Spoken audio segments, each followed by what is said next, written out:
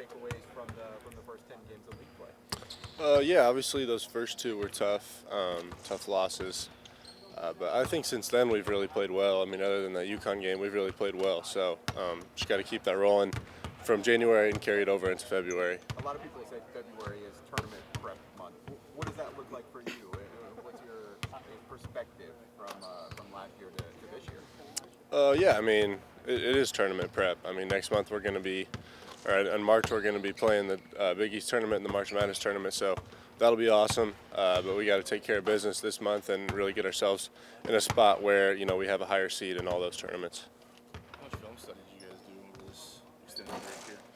I mean, it's pretty typical. Every day we'll do about 30 minutes at least of film of ourselves and the scout as well. We really dive into the scout quite a bit, so I think that's really beneficial too. Is there anything that hits you in terms of things you feel like are right on the cusp of being something you can possibly contribute to this team? Oh yeah, I think I'm improving slowly, just getting more comfortable with it, just really in every aspect. So hopefully just continue with that and then contribute the best I can.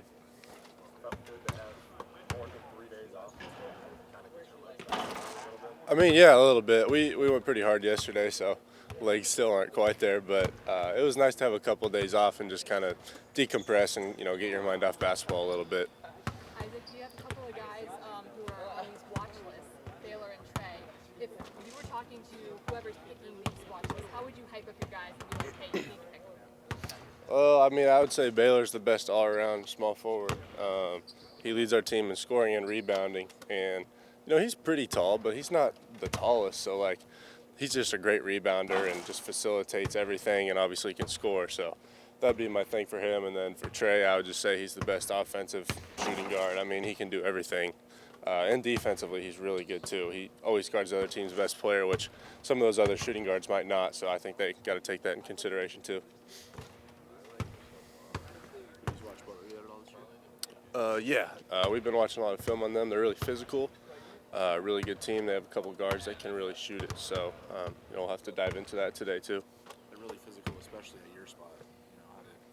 How dynamic is that position for them, do you think? Yeah, he's a good athlete. So me and Mason will have to be prepared to guard and especially rebound. He crashes the glass really hard. So we'll just have to stay on our feet and do the best we can to stop him. Basketball-centric in terms of film study and just finding things you can tweak. Yeah, well, obviously, like you said, part of it was just for our bodies, but then also, we kind of just were able to kind of just get in the gym and kind of work on ourselves a little bit, which we haven't been able to do in a while, and kind of just regroup, refocus, and get ready for this last stretch of games, before the Big East tournament is here. Are those those type of days or stretches maybe more important than we think on the outside? Because I imagine it gets kind of like... You talking about the days off? Yeah, well, yeah. I mean, just it probably gets kind of boring just going from opponent to opponent. Yeah, no, yeah, 100%. No, the 2 days off, we don't ever get 2 days off in a row, and so when it does happen, it's just I don't know the best way to describe it, but it's just a blessing, I guess, to say, to be honest. I mean, like you said, it is such a grind just going from one opponent to the next, and we were talking about it in the locker room before I came out here, just how it feels like we should have a game tomorrow and we don't. It's weird that we have more than 2 days to prep for an opponent, and but yeah, it's definitely something that you need, especially in the middle of a conference season, especially with how good the Big East is and how there's not really any off opponents. Taylor, when do you think the last time you were able to self-scout or in a break like this, and how beneficial can that be to kind of take a look at yourself at this point? Mm-hmm. Yeah, I mean, obviously you're always trying to grow and become better each day, and with the few days off, being able to kind of look back and look at areas to grow in can always be beneficial.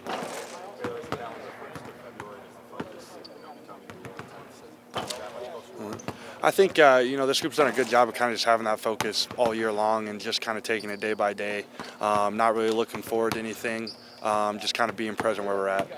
Harsh Alexander is the guy you saw with St. John's last year. What's it like preparing for guys that you played against that are in new places within the conference? Yeah, well, obviously, he was a great player at St. John's, and now he's doing well at Butler, and he's doing a lot of the same things he did, at St. John's at Butler, and pressuring the ball, getting down in the paint, bullying, and so, there's certain things that he does do the same, and certain things he doesn't, and that's just all with scout. You and Coventry become the team leaders this year. You guys have logging the most minutes, scoring the most points. Have you guys developed a chemistry between you three out on the court? Knowing where you're going to be and who's going to, if somebody's going to get the shot or not? Yeah, I think so for sure. I mean, obviously, we're the group that's probably played the most, us three together, going back to last year too, and kind of just being able to know where people like it on the court, where they don't like it on the court, and all that comes into fruition. And we have great relationships off the court as well, which always help on the court. Take an adjustment. You lose them hard. You have to kind of redo some things on offense. That takes a while. I don't really think so. I think we have some high IQ basketball players that know how to play at a high level, and there are certain roles that last year I maybe didn't have that I have this year, but I had the same roles at South Dakota State before I got here, so it really wasn't a big transition for me. So, maybe the Woodward top 20 list. Yeah. Is this kind of season something you envisioned when you decided to come back for this extra year? Yeah, that's definitely, I thought there was definitely strides in my game that I could take to kind of be in this conversation. And, coming back and, meeting with Mac before I decided to come back, those were things we talked about. And I just thought overall it would be beneficial for me just in all aspects of life, but especially on the basketball court to be in that conversation. One more for Baylor. How would you hype up Trey for people who are picking these watch lists? What would you say about Trey? Why should he get picked? Yeah, well, I mean, he just does everything well. I mean, he obviously is a tremendous defender, and then on offense, when he gets to his spots, he's as lethal as anybody in the country, and he just impacts winning in a lot of ways, and he's a great teammate and a great friend and a guy that's a lot of fun to be around. So. Go ahead. Before you left on Saturday, you said this was an opportunity for you to kind of look at yourself through a different lens. What did you see? We're progressing, which is, what you hope. At this time of the season, you don't have a lot of time to spend on yourself, and you're so caught up in the next opponent. Sometimes you can't take a step back and really look at where your team has made progress. And I think we have. I think for the most part we've taken care of the ball a little bit better defensively. We've given ourselves a chance in most of the games that we've played, and that's going to be, the ball continues to move. Guys are unselfish. Sometimes shots go in, sometimes they don't. But as long as we're sharing it and getting good shots, we're going to be in a position to have chances to win. And it's going to be tough in February. February is going to be a very difficult month for us.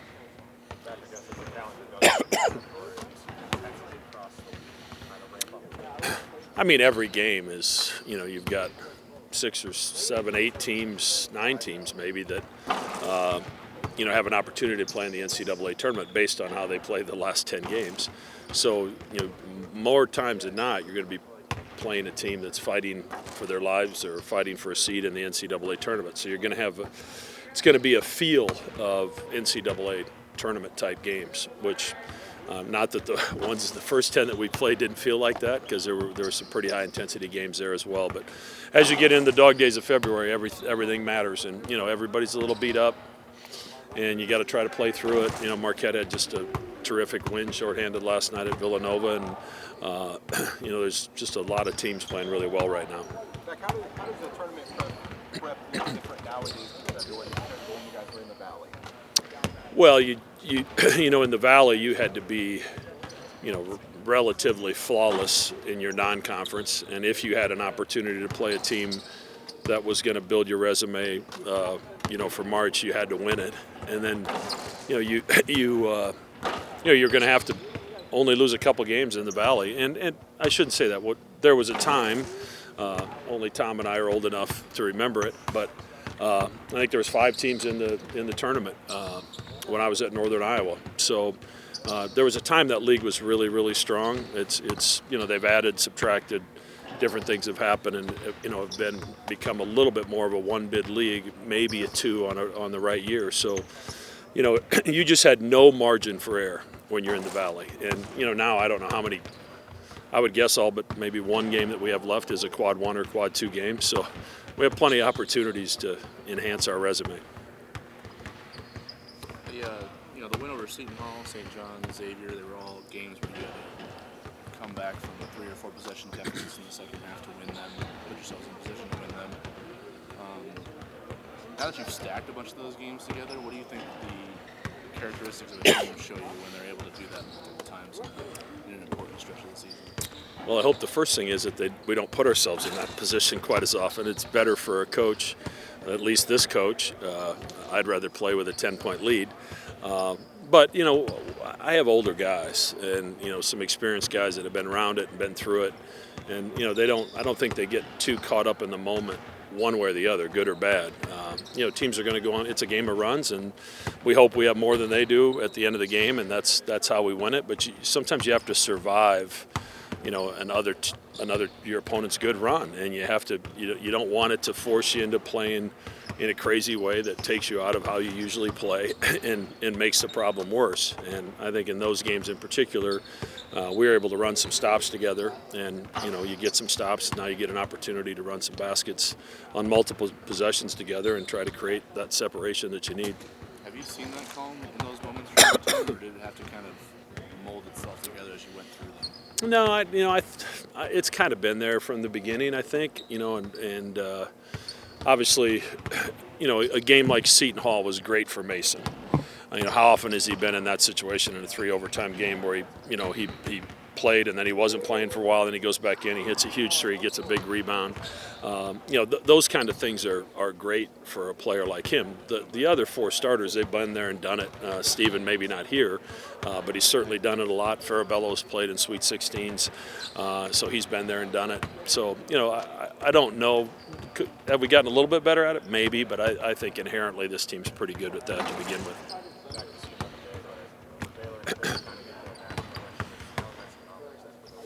Yeah, they deserve it. And, you know, sometimes when you have 2 guys with their ability level on the same team, they kind of take from one another, and maybe you don't realize what you're seeing and play out in front of your eyes. But, you know, we have not just 2 of the, you know, they're 2 of the better players in the country, and they happen to be on the same team. And they're incredibly unselfish, which is another reason they probably don't get the attention that they deserve, because they don't inherently bring that attention to themselves, because they've always been about the team and about winning. So, but I'm glad that others have recognized them as the top 10 players at their position in the country, because we certainly feel that way about them. If you throw in Calk there, you've got 3 guys, your leaders. How have they adjusted? How have you seen them develop? With you lose 2 guys in the portal, guys that they played with last year, and now they can have to step up and take over. Has that been smooth?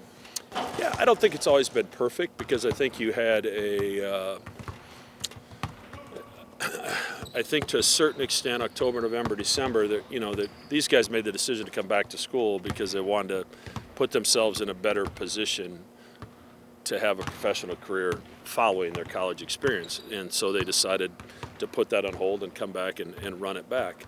So in November and December, when you don't play great for the first time, now you're thinking about something you really shouldn't think about. You know, I think previously earlier in your career, you probably don't equate one bad game to, the world's over. I'm not going to reach my goals. And, you know, my message into them has always been, they're judging you on a full body of work, on 3 or 4 years of growth and development and good times and bad times, because that's a game of basketball. And I think once they got a clearer understanding of that, their leadership's always been good. You know, Trey really has elevated his voice in the absence of Art and R2. Baylor felt way more comfortable this year, the second time through, of making his voice heard. And, you know, Ryan, he quarterbacks their defense with his voice. You know, he's a little bit laid back, maybe off the floor, but, you know, on the floor, he's the one that makes our defense happen. And you know, I feel like I've really felt the last couple weeks that there's not as much tension in their game, that they found a little bit more joy, and it could very well be you kind of start to see the light at the end of the tunnel. You know, I've got 10 regular season games left in my college career potentially, and I want to make sure I enjoy it.